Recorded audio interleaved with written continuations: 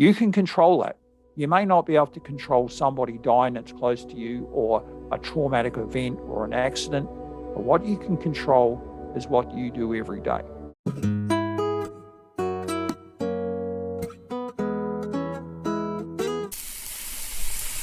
I'm so thrilled to have my next guest with me today. Graeme has been a mentor for me for years now, since his incredible good book came out about intermittent fasting. This was a personal story of his journey, and it was so inspirational. And I just want to thank you so much for spending time with me today. Oh, thank you, Emily. And I'm super proud of you for starting this podcast. And you're a shining light in the intermittent fasting community in the carnivore world. And I'm delighted to be here. Beautiful. So I got to know you. I think this is the power of social media and networking. I had some friends in the space from intermittent fasting. Actually, Tiffany Henschel was a friend from fasting, and she was also a fashion expert friend. And she turned out to be carnivore as well. So we had all of these strands sort of overlapping. And she invited me to her Facebook group, and it's so welcoming, friendly, safe, a safe place. All eating styles are represented, and it's a theme of, to me, intermittent fasting, but it's also just a theme of friendship and kinship and health. How did you? I want to hear your story, but I want to talk a lot about your Facebook group too. And how's that feeling lately? How's the Facebook group going? Yeah, it's going great. Thank you, Emily. The Facebook group's called The Fasting Highway. Funny enough, same as the book and the podcast, keep everything the same. But yeah, myself and my wife, I sort of said to her, you know what, I might just start a little Facebook group and get a few friends and family in and whatever, and we'll start talking about fasting and see how it goes. And I sort of wanted to really extend on getting my story out after I sort of did the book. But the Facebook group came before that. And so there was only myself and my wife, and it went from 2 people to 9,000 people fairly quickly. It became pretty global. And obviously, you know, when I put the book out, I had no idea what that was going to do. I no clue. I just thought, you know, I want to write my story. I want to get it out and let people know what happened. And I love intermittent fasting so much. I want others to know what that's like and overcoming sugar addiction and food addiction, closet eating issues. And I thought, well, you know, if I can demonstrate that I can do this, and I was pretty far gone, Emily, I was shot to bits. And I wanted to put it into a book. And then all of a sudden I started seeing pictures of people in the mountains of Kenya with my book, and down in Antarctica at research station, guy and sitting in a nice truck. And I was just going, what's going on with this? And it was bizarre. And then I saw the numbers going up on Amazon. And the next thing, I've hit the sort of bestseller ranks, and, you know, in different categories. And, you know, it was a #1 new release in 4 categories, I think, when it came out. And, you know, and it's been on those charts for the last 2.5 years. And I think people just resonated with my book, The Fasting Highway, and they could see a lot of themselves in my story. And only just recently I got the audio version out after some time. I was having a bit of hassle getting that up on the various platforms because, being from Australia, it's hard to get on Audible. But it's on the other platforms now, on iTunes and Apple Books, for anyone that wants to listen to that. But yeah, so I guess the Facebook group has evolved, but we have a community there. It's a sense of community. It's global. There's people there 24/7. There's people from over 100 cities, 50 countries around the world. So any time of the day or night, somebody's always got some support. We have a very strong group of moderators, vastly experienced people. We don't put up with any rubbish. It's a safe place, sharing space. We don't do mean. We don't do bullying. We're an inclusive group. And, you know, whatever your style is, you're welcome there. And, you know, we're just a bit careful on the very long extended fasting to make sure people are supervised, that sort of thing. But yeah, anyone that's welcome to join. But yeah, like you, Emily, it's just something that's growing, and I'm really happy that people are getting something out of it. Now we've started the Patreon community for the podcast, and we're able to do some extra things for them, and that's been sensational. And we're having Zoom meetings and actually meeting people face to face and talking to them. We had people from 7 countries the other day in the Zoom meeting, all interacting with each other, people that never knew that they were virtually living down the road from each other in some countries and cities. And so they're now connected, and that's fun. Yeah, so it's been great. It's community. And it's so interesting, Graeme, because I think about, how did we used to connect? We were both formerly morbidly obese people whose lives revolved around food, and foods that were not good for us, and too much and too often. This was like this connecting piece was our food, right? And so how miraculous that now our connecting piece is our health. Yeah, it is. And I was just thinking about that the other day, actually, like going back before the days of Facebook and social media and everything else, and, you know, Instagram, what have you. was thinking, how did people with problems like what we had, Emily, reach out for help? I mean, how did they actually find groups of their tribe, so to speak, groups like the Fasting Highway or your group and your tribe in the carnivore space, and when you do that and you find community and you find like-minded people, it's a lot easier to be able to deal with it and keep focused on your journey. Whereas I think when you don't have that support, it can be tricky. And, I was just thinking, wow, how did these people get on before? Like I never knew that you could just get online and find groups when I was, morbidly obese when I was younger, obviously, because what we used to do was we'd buy the latest diet books or whatever there was, or we'd sort of have these dreams of we're going to lose all this weight. Next thing we'd have this pile of diet books and pile of, fancy cookbooks that we never used. We'd just rather go down to the fast food store or just, continually processed food and foods full of sugar. We didn't have the education we have now. We didn't have people like Dr. Fung with all his videos and yourself and your team there. And I think that's really important that people have got more education now. And so they know what's happening to their bodies and understand what's in their food. They're getting that education. If they want it, it's there. And you're not alone anymore. You're not desperate sitting in your car after, stuffing your face and, closet eating in the middle of the night. You now have that support and those processes that we can reach out to.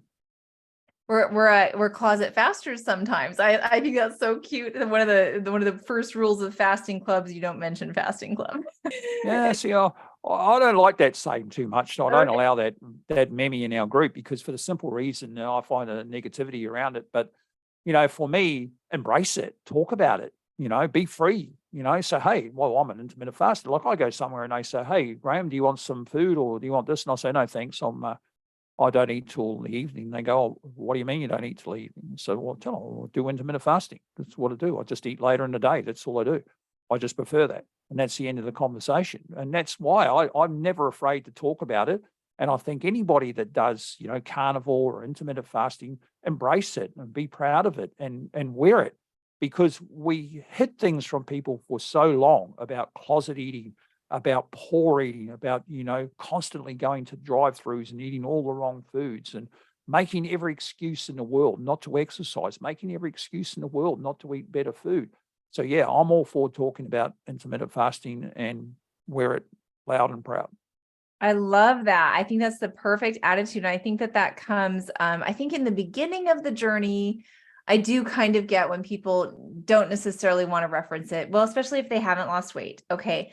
There's a difference with you and I, like we're at a spot where we've been in maintenance for years now. I've been in maintenance. I was trying to think of when I think my journey started in about 17 and by 21. So we're into this journey for quite some time. So we've had a chance for that confidence to grow. And so I kind of get it when they're just tiptoeing. They don't know if they're going to fail or if they're going to succeed, that they don't necessarily want to mention it. But I think over time, as the lifestyle and your strength in the lifestyle builds, then your confidence builds with it.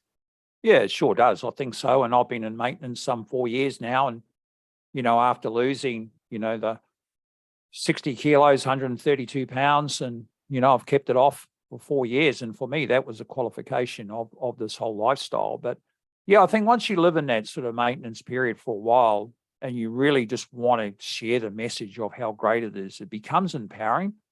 And that's what I was just saying a minute ago about talking about it, because the more we talk about it and the more people can see that there's an alternative rather than going to the doctor and getting some of these drugs and, or going on these weight loss surgeries and then they have problems for the rest of their life. And I think, the knowledge is power, Emily, and I just think conversations like this and conversations with each other and all the stuff that communities are doing is the way to go. Oh, I love it. Tell us about your journey, where you started and how long it took.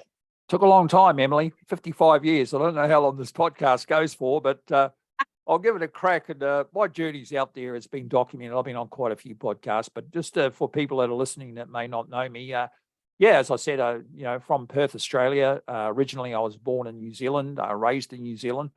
Pretty normal childhood. I was a pretty fit kid, played a lot of sport, rugby in New Zealand, as you do at school. I got into my sort of teenage years, and it wasn't until I was about 14 that I was aware of my weight and how big I was getting. And in 1 year, I grew about a foot in a year. And I just got bigger and bigger and bigger. And, it didn't help. At the time, my parents, in their wisdom, they decided to buy a convenience store. which is like a corner store, you know, with all everything in it.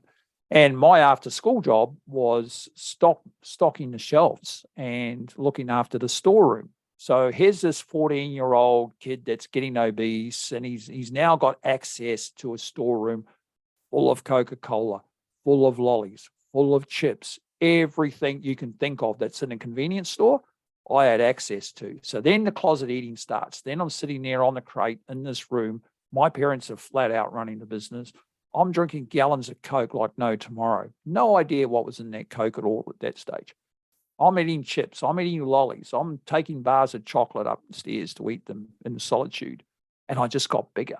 And then next thing, people at school started noticing that I was the big kid. I was, because in the 70s, Emily, there wasn't many obese kids in the schools, right? Most kids were normally healthy, not the proportion you see now. So I got signaled out by the bullies, and my school life became like a UFC cage fight every day. I was fighting. These guys were picking on me, and I had a terrible school life. I became withdrawn. I became, just got into myself, and I was afraid, I never went to a school social event. I never went to a school dance in my life. I never had a girlfriend when I was at school. All those things that normal sort of healthy kids do. I withdrew from sport. I just got too heavy. I couldn't play rugby anymore, which I loved. Rugby is the love of my life, and that really broke me. And so then about 19, I got this thing called rheumatic fever, which nearly killed me. It was a really nasty disease, and I was in hospital. I had the last rites, all of that. Anyway, to cut a long story short there, I was in hospital for a few months and recuperating. And when I came out, I lost this massive amount of weight. I don't know exactly how much, but when my mother came to pick me up, she bought my clothes and they all just fell off me. She had to go down to the shop and buy you clothes. And I became this fit, healthy, young 19-year-old guy, strapping 6'5" guy. And all of a sudden I came out and everyone was going, whoa, what's happened to you? And then the wheel started turning. I started, becoming more social, more active, and I loved it. And I couldn't drink for a couple of years because I was on penicillin and I was a sober driver. So obviously everybody gravitated to me. I lived in a small country town and I could drive. So I was the go-to guy for getting everyone around. And then I sort of broke out of that and I joined in and started drinking, and through my 20s and 30s, I was a party boy, Emily. I went pretty hard at the ball. I loved it. And I was the first guy to the party. I was the last to leave. I was making up for lost time, trust me. And my wife calls it the Charlie Sheen era, but I won't sort of elaborate on that too much, but I was a party guy. And then I got married in my 30s and I just started getting bigger and I got into same ways. All this time, I was gradually regaining that weight I lost at 19. And then I guess into my 30s and 40s were the years where my weight really accelerated, and I wasn't eating healthy. I wasn't particularly happy. And, there's all these things going on in the background. I had kids, all the rest of it. Into my 50s, I got to about 55. I'm married to my second wife, and I was sitting on a plane in Sydney on the tarmac next to her, and I just had this huge week going hard at the ball, pubs, drinking, eating like no tomorrow, closet eating. I was a guy eating a tiramisu out of the fridge while no one was looking during the Christmas week. Every time I walked past, I was grabbing the Christmas treats, you name it. And I got to the point, Emily, I felt like I was going to explode. I just felt like if somebody had poked me, I was just going to blow up. Inflammation is going crazy at this point too, I imagine. Yeah, huge. And I'm sitting next to my wife and I'm looking at her and I love this woman so much. And I just thought, I cannot die on her. I have to do something. I just can't do this anymore. I want to get healthy for her. I love her so much. And I was looking at her being crushed in next to me, and I think on the plane, and I thought, man, this isn't fun for her. And it was a 4-hour flight. And in that 4 hours, I just thought it over. And it's the first time I'd ever been on an airline where I refused a food service. Oh. And I guess that was my first little mini fast, if you like, when I was in my waking day, right? Because I'd never gone that long when I was awake in the day without food. Mm-hmm. And I'd always take everything I could get on the airline and more. And I'd eat everybody else's if I could. And so I got off the other end. I was laser focused. And I thought, right, what's my issue? And I knew what my issue was, because I think deep down, Emily, those of us that have been obese, morbidly obese, we know some of the reasons why. I mean, I just explained some of them with the terrible eating and, no off button. I had no excuses. It was my fault. I did it to myself. There was no one else to blame. It wasn't genes. It wasn't somebody telling me to do it. I did all those things myself, right? Mm. So when I sort of got education about sugar, and I watched a program called That Sugar Film with an Australian filmmaker called Damon Garneau. And I remember sitting in my chair just going, man, this is my problem. This stuff is killing me. This is my problem. And when you learnt, like you could see him eating the physical sugar in a Coca-Cola, 10 teaspoons, right? I was going, wow, I didn't know Coke had 10 teaspoons. I'm drinking 10 Cokes a day. That's 100 teaspoons of sugar a day. This is my problem. So I immediately thought, I'm done. I'm done with this sugar. Anything that's got sugar, I'm done. I'm out.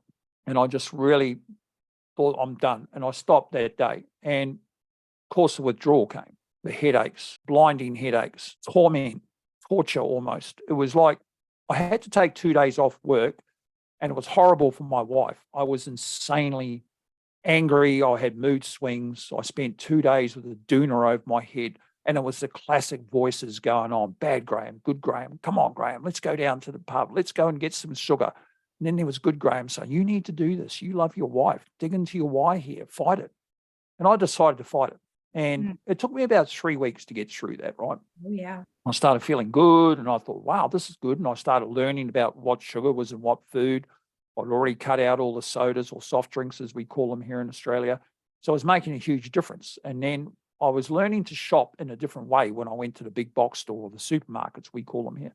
So I was shopping around the outside because I heard this thing about perimeter shopping, right? So I'd start at the fruit and veg, then I'd go to the meat section, Emily's favorite. Then I'd go to the dairy section. And I found when I was leaving the store, my shopping cart or trolley was actually looking pretty good. And so this was the first steps, because we all have to take first steps. And so that was okay. And then I thought, well, how am I going to get the weight off now? Like, how's this? I've got to find a lifestyle that's going to, or something that I can do, because I knew Weight Watchers wasn't going to work, all those things. I just knew all these different diets that I'd done in the past. We've all done these crazy things like wrapping ourselves in plastic and sitting in saunas, you name it. We've done all sorts of nutty things. Anyway, I thought, right. And it was just one day I was searching around on the internet, lying in the hammock on a hot day here in Australia, and heard of this person called Jen Stevens and this thing called 1 meal a day lifestyle. And I thought, who eats 1 meal a day? I mean, come on, you're talking to a guy here who eats 40 meals a day. No one on earth eats 1 meal a day. That's just stupid. Who does that? And anyway, I started reading about it and reading Jen's story, and somehow it really clicked with me, just like I'm saying how my book clicked with people. And I thought, wow, this is quite interesting, actually. You know, and this is something maybe I could do. Yes. And my wife was away. She was in America and she was on business, and I rang her and she was running up the steps in Philadelphia at the Rocky statue. And I was going, oh, hey, I've heard about this thing called intermittent fasting. You know, you only eat once a day at a certain period of time, and you do this thing called the clean fast. And my wife was going, yeah, okay, honey, that's all good. You go for it. I'm running up the stairs here. And so I started that day. And never looked back, basically. I just did 23-1, which only because I got home at 5 o'clock in the afternoon from work. And I thought, well, I'll just get home from work. I'll fast through the day. But after I wake up, I'll just fast. And then I'll eat when I get home from work in a period of an hour or so. I'll eat, try to eat really good stuff, see what happens. And of course, the weight started melting off. I just started feeling incredibly well. Little sort of I'd noticed things like my eyesight was getting sharper after a few months. I had psoriasis all over my body, my hands, my elbows, my knees, everywhere. I could see it fading. And I'd been to 3 top specialists here in Australia. They said I'd never get rid of it. They said, you'll have this for life. You've got to do all these laser things and all this that never worked. And after 6 months, the psoriasis on the backs of my hands, my knuckles, my elbow, gone, completely vanished. So there's that autoimmune system obviously repairing itself. I didn't know at the time what was happening, but that was what was going on. And just a feeling of wellness, energy bursts, just feeling really great. And I really was getting into nutrition and learning about sugar and what was in food, because it's really hard to just say you're going to eat 0 sugar for the rest of your life, because you can do that, obviously, especially on the carnivore lifestyle as you guys do. But, it's the thing about it is there's so many hidden sugars that people get caught out by, Emily, because you'll go to the store now and they'll have all these rows and rows of these things saying sugar-free this, 99% sugar-free. Well, that's BS, because there's no such thing as sugar-free stuff in a packet, right? Because they add the fake sugars in, and that's what you still get that sweet taste from. And people don't realize that. They just go, oh, this has got no sugar in it. Oh, that's great. Well, I'm here to tell you, everybody, if it's packaged and it says sugar-free, it's a lie. And our food manufacturers have just found another clever way, just like the 99% fat-free era. Remember that? We'd have the fat-free yogurts and the fat-free chocolate and all that stuff. Yeah, total rubbish. But yeah, so basically that's what sort of led me to losing the weight. So I lost 60 kilos over 15 months, I guess it took. And then, I got to that point where I thought, yeah, it was relatively fast, a year and a half, I suppose, but I lost 100 pounds in the first year, and I sort of hit a plateau of about 3 months. I didn't lose anything, but I just thought, you know what, I'm just going to do what I'm doing and see what happens. I didn't really change much. And then I got to a point when I got the weight off, and, obviously everybody's going crazy because they see you, this fit, healthy guy, all of a sudden they're going, what did you do? What did you do? And but when I got to maintenance point, I thought, well, how am I going to keep the weight off? What's going to happen? Well, how am I going to do this now? I've got the weight off, similar to what you would have done. You would have got to that point where you thought, well, am I going to revert? Am I going to go back to my ways? Am I just going to put all this weight back on? And I thought, well, I've got to have a more flexible lifestyle than 23 and 1 every day. So I started at 22 and 2, Monday to Friday. And then on the weekends, I like to go out with my lovely wife for brunch and stuff. So we would go out. I'd go out with my forever girl for lunch, and we'd have conversations on the weekends with friends, and, we'd meet at a cafe, and life was good. Life was really good. And then I noticed that I was able to maintain my weight fairly easily. And what I call maintenance, Emily, is vigilance without obsession. That's what my lifestyle is now, vigilance without obsession, because you've got to be able to live life. Vacations are to be enjoyed. Life is to be enjoyed. Life moments are to be enjoyed. So don't get so entwined that you can't do any of this stuff. So that's basically where I'm sort of at now. And then the book and the Facebook group and the podcast and everything, that came a bit later. Oh, I love it. This is so inspiring. And I love that. What convinced you to write a book about your journey? What were the moments that got you to that point? Well, I had so many people asking me how I did it and what intermittent fasting was. And, my colleagues were going nuts. I work with a lot of farmers, guys that are growing food production here. And I'm just, what are you doing? How's this possible? And so I thought, how am I going to document this? And then somebody suggested, why don't you put it down in the book? And I thought, okay, I'll put it down in the book. And I called it the Fasting Highway because I'd been down so many dead ends in my life. And I felt like I was now on this highway, top down, Aretha Franklin pumping. And I'm just flat out down this fasting highway, just feeling great, and no more dead ends, no more wrong turns. I was just on the fasting highway, and I just loved it. I just loved that name. So I called it the Fasting Highway. And I thought I'd just write a bit about my backstory and how I did it, particularly a lot of stuff around, breaking free from the sugar and how tough that was. It was very personal. It took me a long time, Emily, to put it together, because I would write stuff and then I'd get so emotionally overcome recanting it to myself, like thinking about it. Like school was a very painful time for me. Like most people, their school years are their happiest days of their life. And up to high school, my school life was fantastic. I had a great, brought up rural New Zealand, kids would ride horses to school, all of that beautiful lifestyle. When I hit high school, it all unraveled when I got obese, and it was horrific. So when I recounted that and the painful memories and some of the things that had happened to me over the years, the embarrassing things like getting kicked off a helicopter at the Grand Canyon because I was too heavy, not being able to go on theme park rides because I was too heavy, breaking chairs in restaurants because I was too heavy, all those moments that we have as obese people that, haunt us. And so it was tough writing a lot of those things. And then other parts were great. Some of them were funny and had some funny experiences along the intermittent fasting journey. And the people I've met, I think, have been fantastic. Learning about the groups and the Facebook groups and the communities that are formed. I've met so many people and had so many friends, and met so many beautiful people like yourself. It's been great. Turning those moments, though, and being willing to face those moments. This is what I hear in your story, Graeme. I hear that there's so much that you were willing to face. And that instead of when that challenge comes up and those truth moments come to you, you want to take a step forward in those truth moments. And I think that that's people want the magic, right? They want the magic prescription. What's your fasting regimen, or how long did it take, or is it this diet? It's the process of the struggle process, and the being willing to take that challenge and that struggle and sit with it, and be willing to adapt your principles and concepts consistently. And that's just what I hear over and over in your journey, is consistency. Well, it is. And it's also, comparison's the thief of joy, isn't it? And comparison is futile. It's pointless. There's no use going onto a Facebook group or a community or seeing myself or seeing Emily and saying, why can't I be like that? Because we're all different. We all have different DNA. And when you see somebody that's had a spectacular weight loss journey, you don't know what they're doing. You don't know whether they're exercising. You don't know what food types they're having. You might be a person that's eating highly processed food and sugar. That person may not be. So their results are going to be totally different to yours. And so that person may have different sort of genes. They may have different makeup, all of that. And so comparing yourself is really silly. It really is. I mean, you're the experiment of one. It's your own journey. So you've just got to do you for you and not worry about what other people are doing. Just find a niche and a protocol that works for you. And when you do that, as you know, Emily, it becomes freeing once you find something that works for you. But I think people spend far too much time, and they do the same to me. They reach out, oh, what did you eat? What is your protocol and all that? I'll say, well, this is what I did. And they go, oh, no, I couldn't do that. Well, okay, well, you may not get the same results. It's simple as that.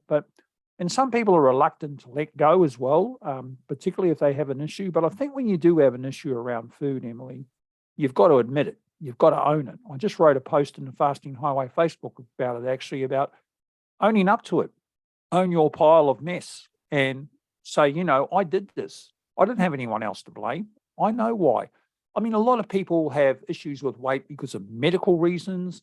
They might have something wrong with them that they can't ever exercise and their weight creeps on, all of that. And there's a lot of emotional stuff. There's trauma. There's so many reasons. But majority of people like me, and I'll own it, I know why I got so obese. I know why I was so heavy. And my problem was sugar and fast food. There's no denying that. So once you own things, Emily, and you would know this too, once you actually say, I admit it, then you can deal with it. Then it's a problem that you can actually have problem solving skills with. I love your journey of sobriety or abstinence and addiction. I like that we bring these words into the food conversation. And so when you say that it is our responsibility, we have to own it, I do agree. And I do blame the profits, the food industry, and the marketing, because they know how highly addictive it is. And there are scientists behind it that have figured out the bliss point in a food. They figured out it's like a drug, like it activates the same parts of your brain that heroin or cocaine, even worse. And so how does that kind of play in? Because I guess there's the knowledge piece, but there is a part of it that is very intentional from a profit perspective. Oh, it's all about profit. Everything you see in the supermarket is driven by profit. I read the other day that 87% of stuff sold on the shelves in the supermarket isn't fit for human consumption. Ooh. Think about that.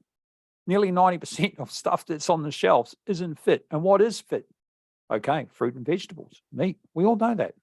But you go down those aisles, that's where it all starts unraveling, right? The high soft drinks, the sodas. I mean, when you think about it, if you're a person that has, say you fast all day, right? And then you come to your eating window and you go, oh, it's my eating window now. I can drink and eat whatever I want.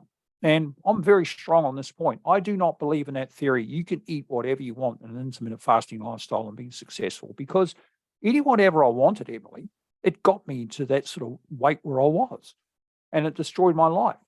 Eating what makes me feel my greatest and what serves my body best turned the wheel for me. It's as simple as that. I mean, I don't care what people eat. I don't preach to people, you have to eat this or you have to eat that. I don't judge anybody, because I got judged my whole life. But what I'll say to people is, if you want this to work properly, eat what makes you feel your greatest, because you will feel great. And we all know, if you come to your eating window and you have 3 cans of Coke, 30 teaspoons of sugar, you're not giving yourself a chance. you Mhm. are not giving yourself a chance, because then you will lament, I'm not getting the same results as that person, but that person's not having 30, 40 teaspoons of sugar, which Mhm. is going to impede your ability to be able to release the weight. So it's Mhm. really important for people to not be obstinate and say to themselves, I need to make better choices because I'm struggling with this. I'm not seeing the results I want to get. Okay, drill down into it. And in my book that you got there, there's 15 steps of self-examination. So you can go through those 15 steps. And when you answer the questions brutally honest on a piece of paper, those questions, it becomes really clear that you know where you're going wrong. And once you write that down and you look at it a few times, it's asking those questions of yourself, looking into the mirror and saying, am I giving this a chance?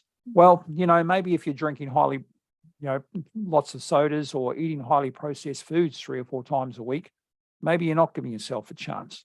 Absolutely. What are some of the bigger transformations? You've been a part of this for a long time now, and some of the stories in your groups or some of the folks that you've been with coaching. What are some of the things that you see people turn around in their lives? Oh, I've been following your journey, Emily. You're a shining example of that. I mean, man, from where you've come from, what, 150 pounds? It's Yes. crazy. I mean, and so no, and look, so many, Emily. I don't like to sort of single anybody out in particular, Yeah. but yeah, there's been some fantastic stories, but just people changing their lives. And when you're helping people do that, like I do with some coaching and stuff through the Fasting Highway, and when you see the results, I had a lady ring me, a farmer's wife. She was crying on the phone. And she said, I just rang you to tell you how much my husband's life has changed since he's Mm. done intermittent fasting. He's a totally different man. He's into life now. And that made me cry. I was just sitting there. This is a guy, a farmer that I helped. And a funny story about this farmer was he lived in a small country town. Mm. And these other farmers started seeing this fit, healthy. I mean, he looks amazing, this guy, unbelievable. He's actually coming up on my podcast. And so all these other farmers in the town, they started getting into it. So all of a sudden you had this small country town of a few hundred people where like 25, 30% of the town was intermittent fasting. So this farmer rang me and he said, Graeme, he said, you better not come down here. He said, the golf club hates you, the pub hates you because no one's going there anymore because they're not eating and drinking there. And it was really funny, but yeah, just when I see people that I help in the community, people I've mentored probably hundreds of people now, Yep. and just seeing them get that result. And I think when people don't get it, and I ask people to be honest with me, I just say, look, I can't help you if you're not honest with me. Yep. And let's be honest. I mean, we're in a truth machine here. It's just me and you. Let's get down and dirty here and let's talk about what the real issue is. You've got Mhm. chocolate bars in your car, haven't you, in your glove box? Yep. You've got a packet of chips somewhere in your car under your seat, haven't you? Yep. Okay. So you Mhm. do a lot of closet eating. Yep.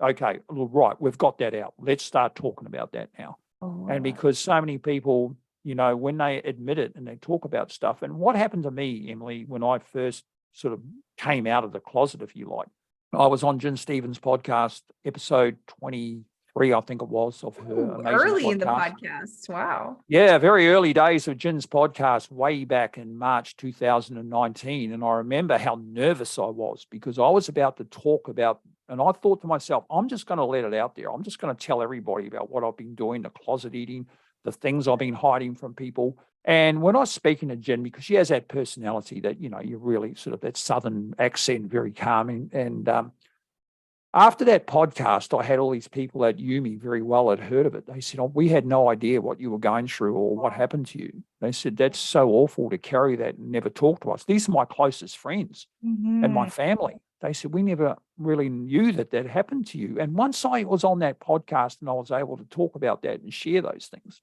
I was away. I felt free after that podcast. But I remember beforehand, there was two rock stars of the intermittent fasting community, if you like, that were on the previous episodes. So I felt like this guy that was going out onto a stage with a banjo after Jimi Hendrix just ripped up Woodstock the week before. So it can be very daunting to tell your story, right? But Mhm. yeah, that was great. And I think when people share stories on podcasts, interviewed now close to 200 people, and it's been amazing. And when I hear their stories in real time, as you will know, sitting in the chair, listening to the emotion pour out of them, and often they break down and we have to stop and edit the podcast back. I break downs myself sometimes. I interviewed 2 young girls in New Zealand a couple of weeks ago, 2 sisters, 25, 27. They were severely obese. Their mum gave them my book, The Fasting Highway, and said, hey, have a crack at this. This is a Kiwi guy. You can resonate with him. And they turned their lives around, Emily. And when they were telling their story, and they were so emotional, these 2 young women, what I love is when I hear young people doing it. Yes. Because that really makes me feel good, because I know what it's like to go through all my life. And I say to anybody out there listening to this podcast, if you're in your sort of late teens, we don't want children doing things like this, obviously, but once you're grown and you get into your late teens and 20s and you've got a weight problem, cap it off at the knees right there and then, and live your life the way life should be lived. It's not worth it. And I feel the same way. When people are taking charge of their health at a young age, then you can just see the decades that they are preventing of kind of like false problems, like problems that create more problems. It compounds. Once you get into this, into the sugar addiction, the food addiction, it just swells, and it makes all your other problems, you almost can't deal with the real issues in your life because you're too busy dealing with this thing that's right in front of you. Yeah, that's true. I mean, we still have to live our lives, and things happen, and you come across traumatic events. We lose people, we grieve, so many things. We've just gone through a pandemic around the world where millions of people were, died, and, we're all sitting in our houses thinking if we're next, and, we didn't know what was going to happen. There was a lot of uncertainty, Emily. So there was so much stress, and emotional eating came in, and people came out of the pandemic either in 2 ways. They were either put on a lot of weight or they lost a lot of weight, one of the two, because obviously exercise at home became a thing. The gyms, so you couldn't buy gym equipment for love or money. You couldn't buy a push bike for love or money. So there was 2 ways people went about it, but there was a lot of home baking went on. People was just eating out of boredom because they were sitting at home. So I think I take my hat off to anybody that started, whatever lifestyle you did, carnivore or intermittent fasting or combination over the last couple of years. I think that's really huge. And I think if you can do that while a pandemic's raging, you can do anything. And I think we can only control what we can control in our fasting, in our lifestyle, as carnivore, whatever it may be. You can control that. You may not be able to control somebody dying that's close to you, or a traumatic event or an accident, but what you can control is what you do every day. It's a habit that gives you self-confidence and boundaries. When I think of it, I think of, carnivore and fasting very much are boundaries that you kind of lay down. And when you're laying down these boundaries in your health, to me, it helps you lay down boundaries in every other arena of your life. And it kind of, you send a message to yourself that I'm really important and that I matter. How have you seen like the self-talk evolve? And what do you tell people that they're still maybe physically they're losing weight and they're able to follow the fasting, but their mindset's having a hard time catching up? Yeah, definitely. I think, I came from a point, very low self-esteem, lots of negative talk, lots of self-loathing. I hate myself. I hate the way I look, all of that, right? Once you start thinking about yourself more positively, daily positive self-affirmations, right? You start repeating those to yourself. When you wake up in the morning, say, you know what, Graeme, you're a good guy. You're going to have a good day today. You're a good dad. You've got a great family. You've got a beautiful wife. You've got a lot to be thankful for. You're going to crush it. You're going to have a really beautiful, clean fast today. You're going to have an amazing eating window. When you start talking like that, I know to some people that sounds simplistic, but it actually works. Once you start getting your mindset into that space of positivity, cut out the negativity, block it out. And then you start thinking, because what you think is what you will manifest. If you wake up in the morning and say, oh man, I feel terrible. It's going to be a crap day. It's going to be awful. Guess what? You're going to have a crap day. But if you wake up in the morning and you go, hey man, it's a great day. I'm going to love this. I'm going to go to work. I'm going to knock it out of the park. I'm going to do some great production for my employer. I'm going to come home. I'm going to have a great meal with my family. I'm going to kiss my wife and tell her I love her. And, it just becomes perpetual. You just start thinking more clearly and positively. And I think when you're in that space of transformation and you're losing the weight, well, the mind goes from self-loathing to sort of hope. And you sort of think, wow, this is actually, there's something happening here. And then you're doing those things like you're getting the weight off and you're going to the stores and you're buying those lovely clothes you could never wear before. I don't know about you, Emily, and you probably were in the same boat. Obesity chose my clothing. I did not. And now I do. But, that's fun. And I think as you go, you start feeling great. And then you can go and do things that like, exercise. In my case, I took up hiking. I did a 132 70-mile hike, right? Over 4 days, some of the toughest terrain here in Australia. Our special forces train on this specific track that I went on. And the thought of me doing that and doing it easily was so mind-blowing, because when I was so obese, I would have had to have got a helicopter out in the first half a day. They would have had to chop me out. And it's all these things that we start doing, and then our mindset starts catching up. But even when you lose all the weight, and I know you would have known this too, when you've lost that 150 pounds, you'll be standing there looking in the mirror going, who is that? Who is that person? You'll be out shopping, right? You look in the glazed windows of the shops and you see that reflection, or you're standing there waiting for something and you spin around and you go, it catches you and you just go, that's crazy. That can't be me. And I always say to people, and you've probably heard me say this before, but it's like being beamed up by the Star Trek Enterprise, right? And then you get beamed up as this obese person. And then you get beamed back down to earth again, and you walk out onto the street and you're this fit, normal, healthy looking person. Nobody's staring at you. Nobody's sniggering at you. Nobody's making jokes about you.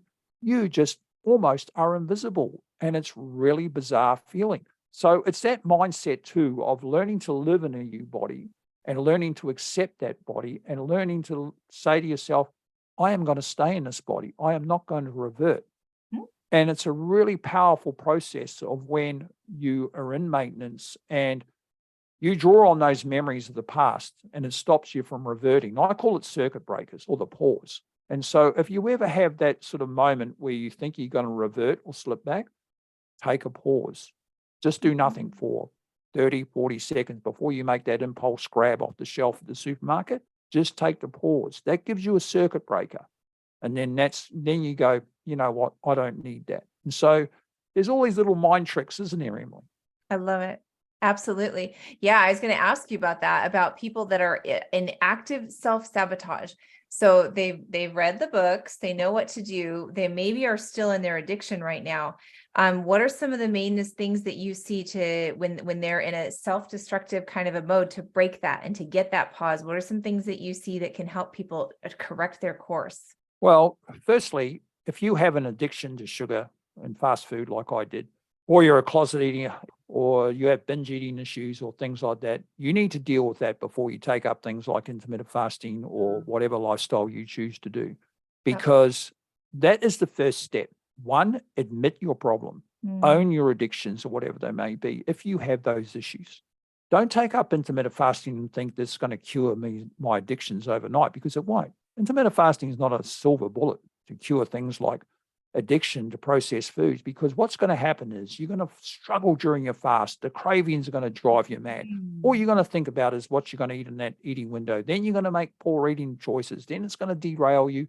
Then you're going to get sick of it and you're going to give up because you think, why isn't this working for me? I mean, we all know those people that can eat whatever they want, all sorts of junk food all day and all night. They look like they go to the gym 4 days a week, right? And they're annoying. And we all have that Fred, right? But I always say to people, you need to deal with these issues first. So I was really grateful that how it worked out, that I dealt with the sugar addiction and the fast food addiction first. True. And then I went through the withdrawal, because I know, Emily, if I had just started intermittent fasting and I still had those issues, I would not be sitting here talking to you today. I would still be obese. I know that. I am so glad you brought that up, Graeme. I want to unpack that a little bit, because I do, read in the sugar addiction world, and we have something that we do in our challenge where we call priming, where you just are crowding out the bad choices and the sugar choices. And, we choose carnivore foods to do that. And so we're having a high nutrient rich kind of a profile that we're doing that with.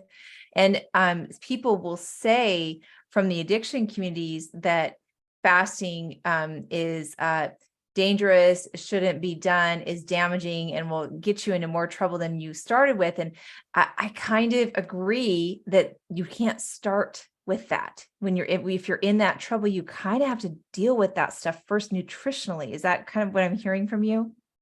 Yeah, it is. And well, how often in fasting communities do we hear people saying, I'm struggling, I can't beat the sugar, and that's because they haven't dealt with that first. I Yep. mean, if I was in that situation and you're listening to this podcast, I would not necessarily stop fasting because if you love it, but I would definitely take stock and start dealing with your sugar addiction first and weaning yourself off that.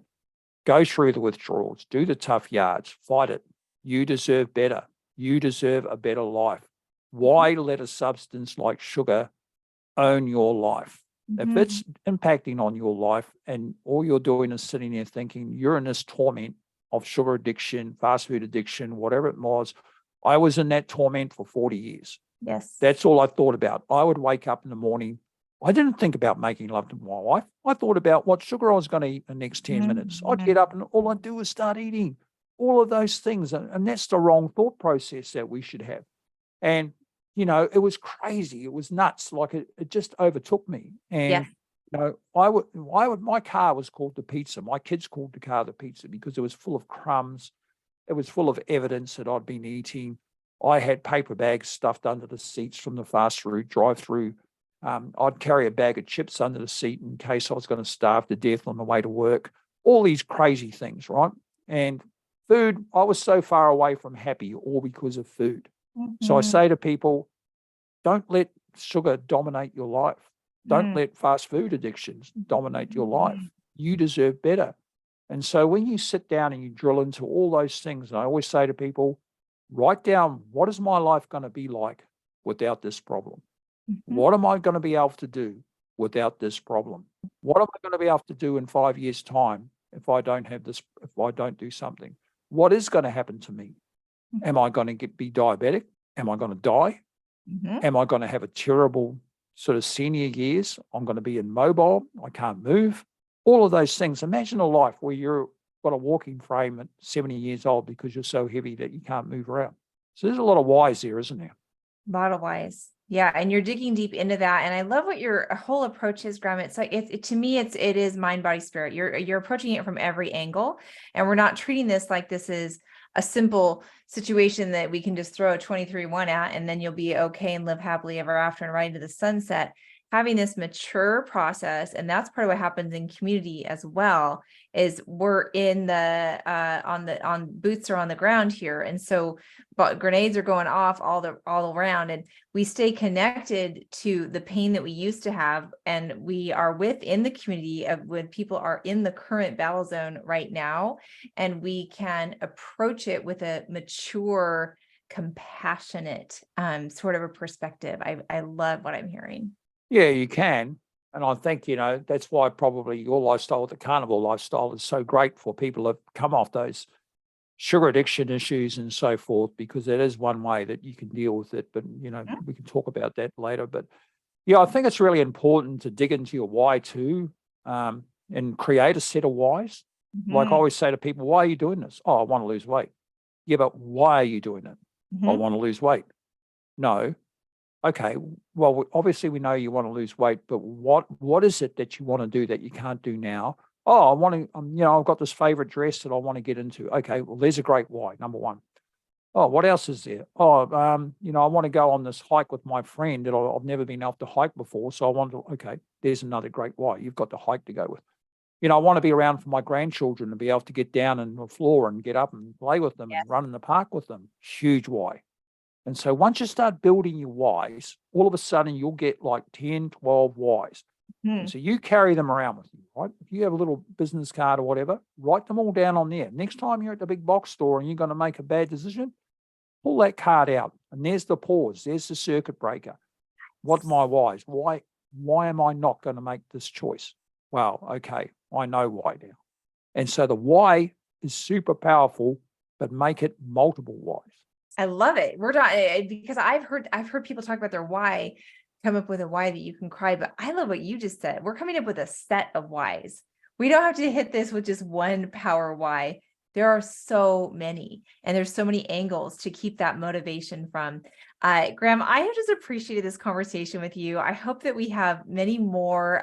I definitely want to hear what's in the works for you, what's coming up next. So where are things headed? Oh, well, just I guess growing the group and, the Patreon community. I mean, people don't know Patreon's where they support creators like myself and Emily, because when you hear a podcast, you just think, oh, yeah, that guy's put a podcast out or whatever. They don't realize the background to it or what Emily does. There's a lot of work that goes into it, sometimes several hours, editing, production, everything, liaising with guests, the whole thing, the before and after, taking time out of your day. And usually if you've got a day job, you've got to do it on the weekend. So then you're missing that family time. So when you get a Patreon community and they can contribute and make a support to sort of little pledge each month, and then they get some benefits back, you create some benefits for them. You do extra things and help them. Like, for instance, in my Patreon community, we do Zoom meetings where we chat about our fasting lifestyles. We have extra sort of discussion topics. I had one the other week on menopause, which my wife and a very close friend of hers, they had like a coffee shop discussion more or less about menopause, and it was really lovely to hear it. And I learned so much, and it was engaging, and we do things like that. So yeah, there's that. And I guess the second book's probably in the wind. Well, it is. I've started it, but that probably won't be out till next year.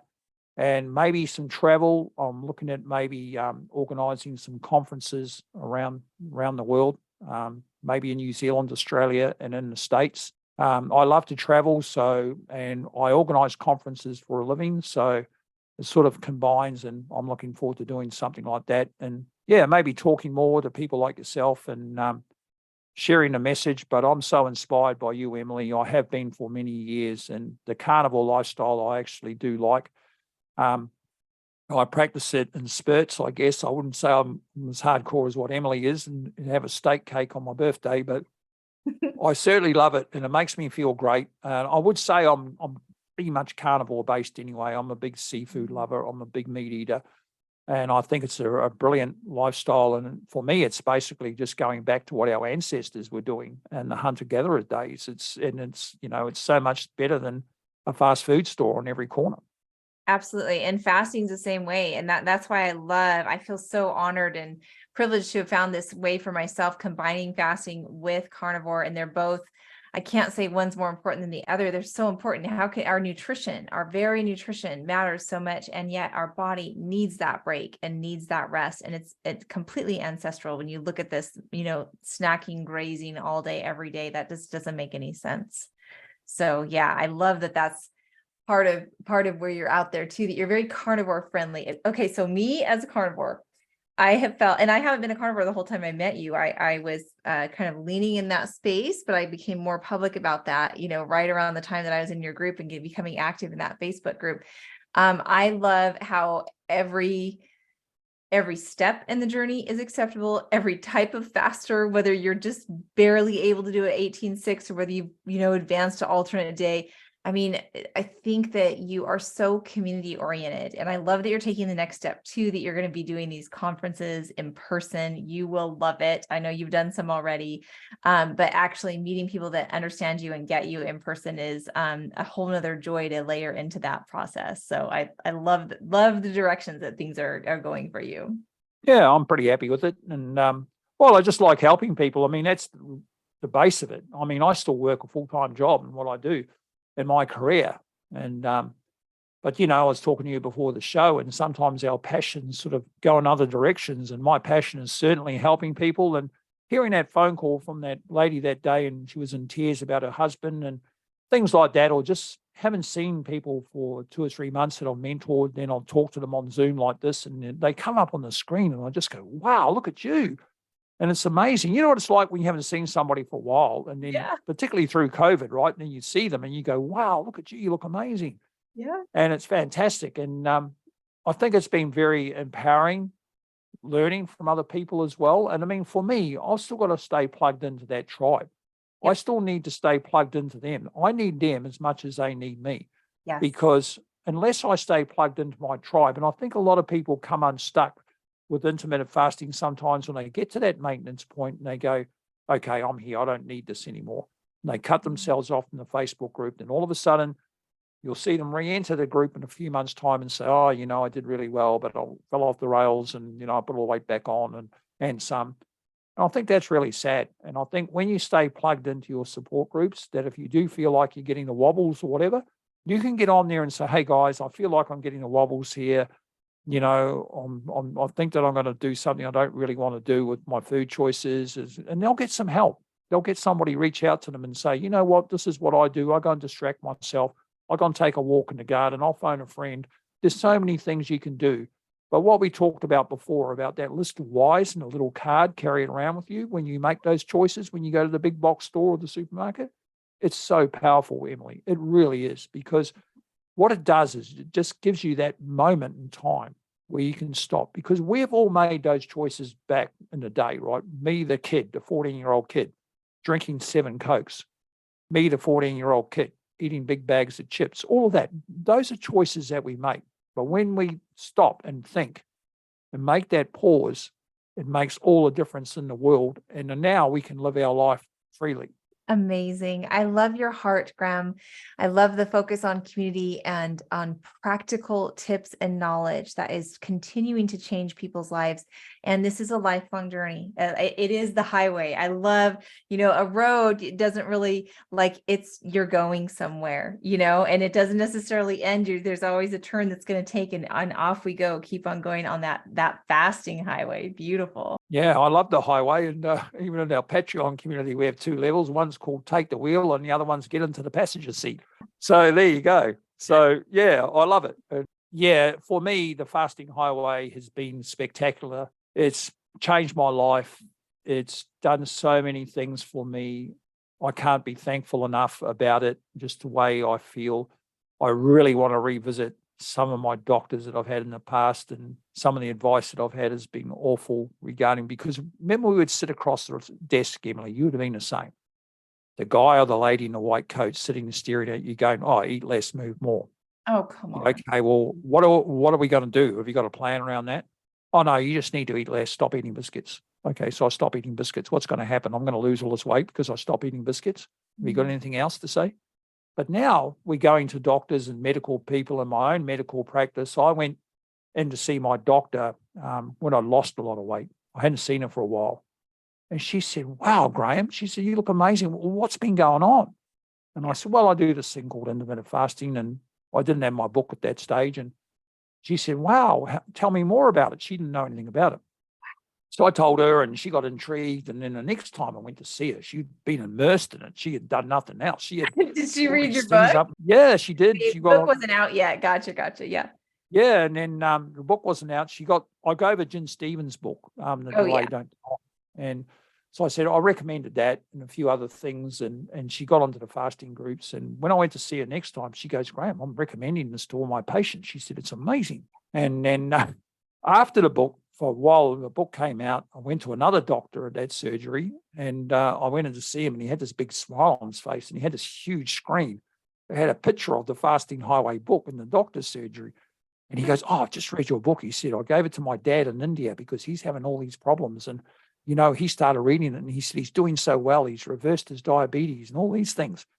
And, it's humbling when you hear all that. But, obviously I'm not a doctor. I'm not a scientist. And I always say to people, make sure you get your doctors involved in whatever you're doing, because I think that's hugely important. And if your doctor is a negative person against the lifestyle that you're doing or what you're trying to achieve, guess what? Go and see another doctor. Mhm. And if you Google intermittent fasting doctors or whatever, you'll get a list of doctors in your location that are, open to intermittent fasting. And so it's important to have, knowledgeable people in your corner, but not somebody that's going to be negative every time you go there and say, oh, that's bad for you. That's bad for you. And say, well, you know what, mate? You know what's bad for me? Carrying around 350 pounds. That's what's bad for me. Intermittent fasting is not bad for me because I've actually revitalized my life through it. So, yeah, my advice is get a doctor that's friendly to intermittent fasting, or one that's at least open to it. Absolutely. And this is the same way. And, if we're to have the same beat that we're talking about, it's about getting away from the processed foods. And so if that's a low carb, the paleo, if that's carnivore, whatever version that you can take, but you can find somebody that will support you and will support you having excellent metabolic health. This is where this all goes. But people like you and me that have lived the life, have walked that journey, and are eager to partner in taking that journey with whoever wants to move forward in their own lives. That just continues to create momentum. And I'm just, completely honored and awed of you. I definitely recommend people check out your Facebook group, your incredible book, your Patreon. I'm all for all of this stuff. It's just wonderful. And I thank you for being a world changer. And I thank you for having a servant heart and for everything that you have given to our world. And just happy for your success and people healing moving forward. Oh, thanks so much, Emily. And I'm very honored to be on your podcast, actually. And as I said at the top of the show, I've followed your journey, and you're an amazing, and what I love about it, you always got this huge smile, and you just bring this ray of light to everybody. And I think your example is one that people can follow. And yeah, you're just amazing. Thank you. Thank you, Graeme.